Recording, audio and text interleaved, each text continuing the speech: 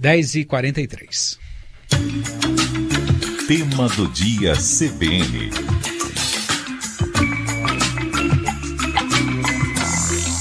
E hoje, para discutir com a gente uma portaria que foi publicada no Diário Oficial do DF e que permite que bombeiros militares do Distrito Federal atuem nas unidades do CRAS, convidamos o diretor do Sindicato dos Servidores da Assistência Social e Cultural do GDF, Cleiton Avelar. Cleiton, seja bem-vindo, muito bom dia. Bom dia, Bruno, bom dia a todos os ouvintes. Bom dia, Cleiton, obrigada pela participação. Já adiantando aqui que a gente convidou também a Secretaria de Desenvolvimento Social para participar dessa entrevista e explicar para a gente essa portaria, mas não disponibilizaram nenhuma fonte, nenhum porta-voz para falar conosco. Também entramos em contato com o Corpo de Bombeiros, já que a portaria é assinada em conjunto, né, com os bombeiros militares, mas também não tivemos retorno. A Secretaria de Desenvolvimento Social mandou uma nota para a gente, né, Mariana? E essa nota diz o seguinte: a Secretaria de Desenvolvimento Social e o Corpo de Bombeiros Militar do DF firmaram ação unificada de atendimento às famílias de baixa renda, com foco principal na atualização dos registros do Cadastro Único para Programas Sociais do Governo Federal, dentre outras ações. Em junho, 88 bombeiros foram capacitados para essa atuação, que ocorrerão aos sábados em mutirões de atendimento. 2 ações já ocorreram nas últimas semanas, com um total de 364 atendimentos. E a próxima atuação vai ocorrer neste final de semana. De acordo com o termo publicado no Diário Oficial do DF, a parceria não tem prazo definido para terminar, diz a nota aqui da Secretaria de Desenvolvimento Social. Cleiton, essa medida é o fim dos problemas e o fim das filas do CRAS? Não acredito, Bruno. Primeiro porque já houve uma experiência anterior de parceria com os bombeiros e eu, desde a primeira hora do dia hoje, quando tive acesso aqui ao Diário Oficial, procurei conversar com alguns agentes sociais que trabalham exatamente nessa função de atualização do Cadastro Único. E todos aqueles que eu tive tempo de conversar me informaram que o trabalho não foi bom, que gerou retrabalho e, consequentemente, não resolveu a demanda da fila, né? Não resolveu a demanda das pessoas. E eu também afirmo que essa iniciativa dessa portaria conjunta número 4, ela afronta a legislação referente à assistência social, porque nós temos a NOBRH SUAS, que é a Norma Operacional Básica de Recursos Humanos SUAS, e eu vou ler aqui, são só 3 linhas, é rapidinho. Trabalhador do SUAS é um conceito já consagrado na legislação, porque a assistência social é uma política de Estado. E diz explicitamente o seguinte: trabalhadores da assistência social são todos aqueles que atuam institucionalmente na política de assistência social, conforme preconizado na LOAS, que é a Lei Orgânica da Assistência Social, na PNAS, que é a Política Nacional de Assistência Social, e no SUAS, que é o Sistema Único de Assistência Social, inclusive quando se trata de consórcio intermunicipal e organização da sociedade civil. Além disso, o artigo 3º aqui da portaria, artigo 4º da portaria, faz referência a uma base legal, que é a Lei 13.019 de 2014, e essa lei, em hipótese alguma, respalda um convênio com uma instituição de Estado como o Corpo de Bombeiros, porque essa lei se refere exclusivamente à parceria com a organização da sociedade civil, que é outro tema polêmico também. Mas se tem uma coisa que essa lei não respalda, é essa portaria que foi publicada no dia de hoje no Diário Oficial. Agora vamos tentar entender o que pode ter passado na cabeça do gestor ao tomar essa decisão, dos gestores, né? A gente tem um problema de atendimento nas unidades dos CRAS, com a demanda elevada, pessoas dormindo na fila, e o governo não tem conseguido dar a resposta a todos que estão precisando entrar com inscrição nos benefícios sociais aqui do governo governo do Distrito Federal ou até do governo federal. Os bombeiros, de acordo aqui com a Secretaria, com o GDF, participariam mais dessa parte operacional do que seria o cadastro, inclusão no cadastro único. Eu imagino que auxiliando eventualmente um servidor de carreira que estivesse ali no CRAS para fazer o atendimento, e aí o militar do Corpo de Bombeiros participaria dessa parte operacional. Você acha que dessa forma não daria certo? Os militares não poderiam contribuir de alguma forma para agilizar essas filas? E aí explica para a gente como é esse atendimento, por que os militares não conseguiriam fazer esse atendimento? Bom, o atendimento para o cadastro único, ele é importante porque sem o cadastro único a pessoa não consegue acessar os benefícios da assistência social.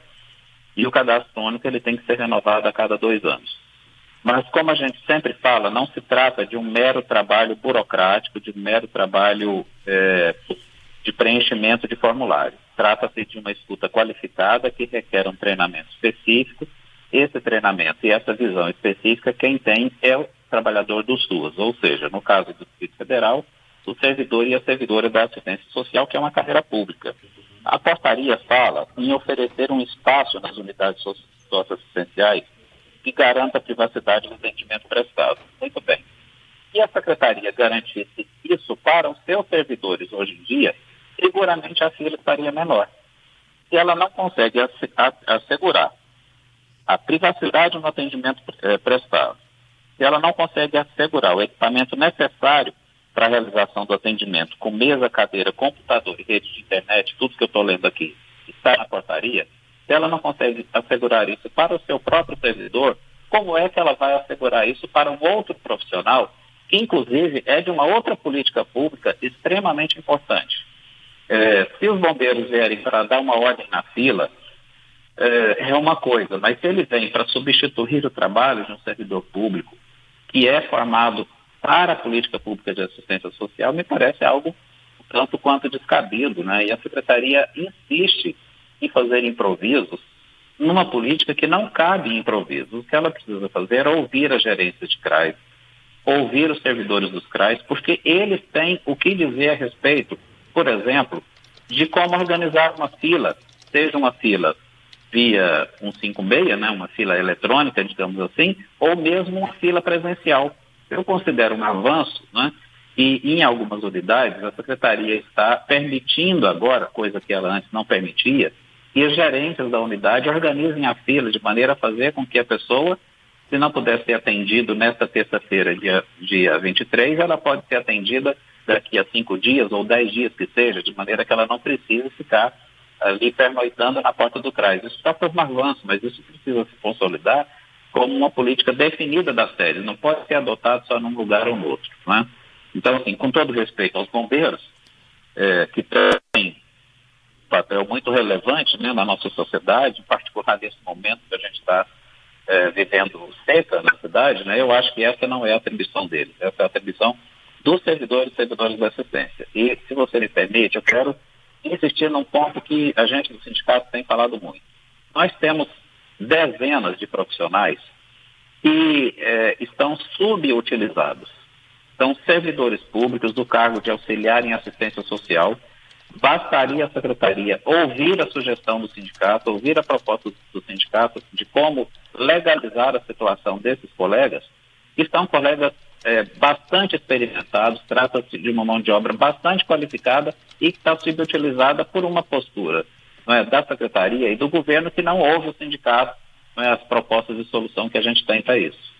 Ou seja, nessa situação, então, dessa portaria conjunta com o Corpo de Bombeiros, os servidores também não foram ouvidos?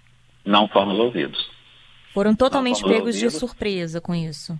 Fomos pegos de surpresa e a gente até acha que, considerando a experiência anterior, que não foi uma experiência bem sucedida, isso não deveria se repetir, né? Esse tipo de parceria. E cabe à Secretaria dar condição de trabalho para aqueles que são servidores públicos efetivos. Ou cabe à Secretaria tomar providência para que 230 especialistas em assistência social que foram aprovados no concurso e ainda não foram nomeados, que eles possam ser nomeados, né? cabe à Secretaria fazer rapidamente o segundo curso de formação, porque tem previsão orçamentária para isso. Esse segundo curso de formação seria uma etapa última, não é, do concurso público, porque tem gente ainda para ser nomeado. Exatamente o profissional dedicado ao atendimento no cadastro único, que é o agente social. Então, eu acho que falta um pouco, né, de sensibilidade da parte do governo para ouvir aquelas pessoas que estão na linha de frente, que estiveram na linha de frente, que muito antes de nós termos, né, esses servidores recém-nomeados, nós estávamos trabalhando com 10% do pessoal necessário, e a gente já sabia do que era necessário, né, para que essa fila gigantesca não acontecesse. De mais a mais, não era preciso ser nenhum grande expert em ciência política ou economia para saber que a pandemia iria causar esse efeito devastador, né, nas condições sociais do nosso país. Bem, eu vou ler aqui a participação da nossa ouvinte Simone. Ela achou um absurdo a portaria. Diz a nossa ouvinte: treinamento para trabalhar no cadastro único é longo e necessita de um perfil de servidor, e a pessoa tem que ter conhecimento técnico. O governo, pergunta ela, não poderia convocar os servidores aposentados como fez com o INS, ou convocar outros concursados? Qual seria a melhor solução, Cleiton? Eu acho que a melhor solução seria, primeiro, usar toda a capacidade, todo o potencial humano que a Secretaria dispõe. E ela não está fazendo isso. Nós temos servidores altamente qualificados, treinados, servidores que têm 20, 30 anos de experiência exatamente nesse serviço, que ficaram em desvio de função esse tempo todo. Então, cabe ao Estado reconhecer que errou por isso e legalizar a situação desses colegas e colocarem para exercer as suas funções, porque com certeza isso vai aumentar a capacidade de atendimento de todas as nossas unidades de assistência, em particular dos CRAES. Esse é o primeiro ponto. O segundo ponto é fazer com que esse segundo curso de formação seja realizado imediatamente. É um custo baixíssimo para o Estado, em torno de R$500 mil. Ele conseguiria fazer esse segundo curso de formação de forma a tornar apta a nomeação, não é, desses cerca de 300 agentes sociais que estão aí aguardando a nomeação. Isso seria dar um tratamento racional para esse problema, né, e com custo muito menor, né, um custo financeiro muito menor do que a terceirização do serviço, e com um custo em termos de consequência social também inferior, porque imagine, Bruno, né, a frustração, Mariana, imagine a frustração de uma pessoa que foi atendida e acha que o seu cadastro único está todo regularizado e que ela vai aguardar, por exemplo, o Auxílio Brasil. Quando ela percebe que não, que o cadastro único não foi feito de forma correta, e ela vai ter que voltar para a fila, que ela vai ter que ter outro atendimento, porque o profissional que atendeu não fez o serviço como deveria ter sido feito. E digo mais, esses bombeiros, conforme está aqui na portaria, eles não podem fazer o atendimento integral. O atendimento integral é: a pessoa foi, atualizou o seu cadastro único ou abriu o seu cadastro único, naturalmente ela vai querer ser inscrita num dos programas aí de benefício social. Ela vai querer um prato cheio, ela vai querer um Auxílio Brasil, ela vai querer um DF social. Como ele não pode fazer isso, porque o serviço dele é exclusivamente o cadastro social, o cadastro único, ela vai ter que entrar na fila de novo. Ela fez a inscrição no cadastro único, mas aquele profissional não está autorizado a fazer a concessão desses benefícios. Então ela volta para a fila para que o benefício lhe seja concedido, né, por um servidor de carreira, no caso. Bem, tem aqui algumas outras participações dos nossos ouvintes. A questão é que a gente segue com um problema, né? Que ainda não conseguiram dar essa resposta. A aposta do governo agora é na participação dos bombeiros militares, mas o Cleiton, como disse, está recebendo uma série de críticas essa entrada dos militares, e diz aqui a portaria, né? Ou melhor, a nota da Secretaria de Desenvolvimento Social da realização desses mutirões aos sábados, com a participação desses militares para agilizar o cadastro. Diz até que 2 mutirões já foram feitos, traz aqui um número de pessoas que foram atendidas nesses mutirões, 364 atendimentos, como um primeiro resultado do que já seria essa parceria. Esses mutirões, Cleiton, é algo que pode ajudar de alguma forma ou você acha que a gente vai ficar na mesma?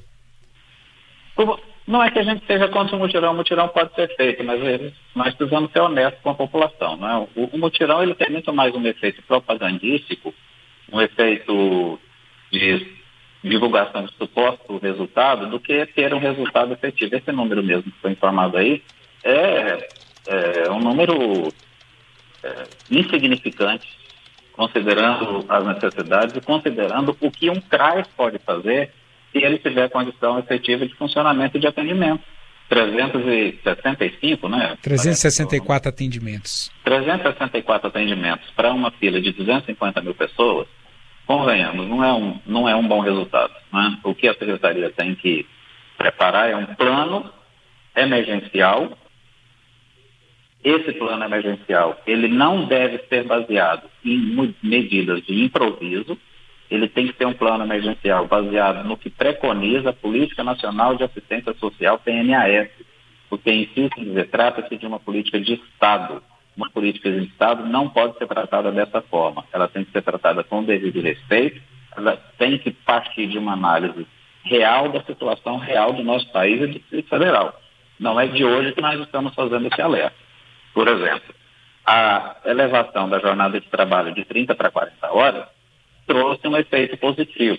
Aumentou em 20% os atendimentos no mês de julho, mesmo sendo o mês de julho um mês tradicionalmente dedicado a férias por parte dos servidores. Então, mesmo muitos servidores estando em férias, nós tivemos um aumento de 20% nos atendimentos. Só que isso está acontecendo há um mês e nós falamos com a ex-secretária há mais de 2 anos que essa era uma medida necessária. Se ela tivesse feito isso há mais de 2 anos, hoje a fila estaria realmente muito menor, né? E também se não tivesse adotado essa medida desumana de obrigar as pessoas a pernoitarem nas portas das unidades. Isso daí agrava o problema, porque gera situação de conflito entre os usuários na fila, gera situação de conflito entre os usuários e os servidores. Os servidores ficam sob intensa pressão, muitos adoecem, e quando um servidor adoece, é uma pessoa a menos para fazer o atendimento. Então, há que fornecer condição de trabalho e conduzir a assistência social da forma que ela deve ser conduzida, sem improviso. A gente conversou com o diretor do Sindicato dos Servidores da Assistência Social e Cultural do GDF, Cleiton Avelar. Cleiton, obrigado pela participação, até a próxima. Bruno, eu que agradeço, um abraço a você, a Mariana e a todos os ouvintes. Reforço que a gente fez o convite para a Secretaria de Desenvolvimento Social, eles se manifestaram por nota, que a gente já registrou aqui no programa, e também para os bombeiros militares que não disponibilizaram um porta-voz para conversar conosco. 11 horas, vamos ao repórter CBN, daqui a pouquinho a gente volta.